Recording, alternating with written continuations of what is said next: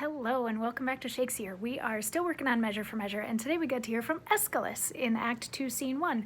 Now remember, Escalus is older than Angelo, but he has been put sort of second in command. The Duke left Angelo in charge, but Escalus to be the vice president or the vice duke or the vice whatever title Angelo was given.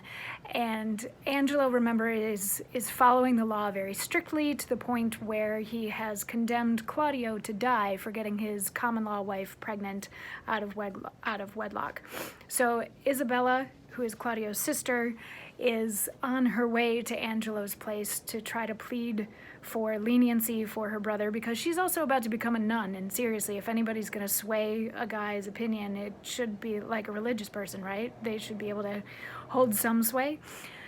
So anyway, at the beginning of Act 2, Scene 1, this is Act 2, Scene 1, sort of regardless of what version you're reading, which is nice that we've all gotten onto the same timeline in terms of scene numbers. We start out in Angelo's hall, his place of business, his whatever, and he's saying to Escalus, it's better to like do these things and enforce these laws rather than let them just sit there as something like scare people, like a scarecrow. But after a while, like even crows start to hang out on scarecrows because they're not actually afraid of them anymore. And the only way that we can keep the scarecrows scary, so to speak, is by enforcing these laws. And Escalus says, "Aye, but yet let us be keen and rather cut a little than fall and bruise to death. Alas, this gentleman, whom I would save, had a most noble father.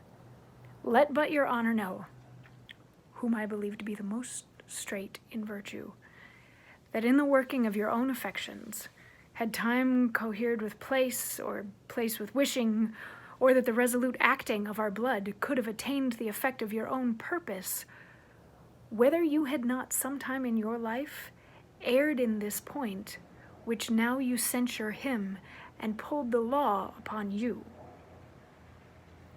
So basically he's saying, he who is without sin cast the first stone, and he's asking Angelo to just pause and maybe reconsider having to have Claudio killed, because that seems a little drastic. I mean, maybe punish him, but don't behead him for having done this, because Claudio's from a good family and all that sort of thing. But then he also turns it back around to Angelo and he's like, there might have been a time in your life when you would have done the same exact thing that Claudio did, and then you would be the one sitting in jail waiting to have your head cut off. So maybe we need to look at this from more than one perspective. And of course Angelo has a retort, and we will hear that retort tomorrow. So I will see you then. Mwah.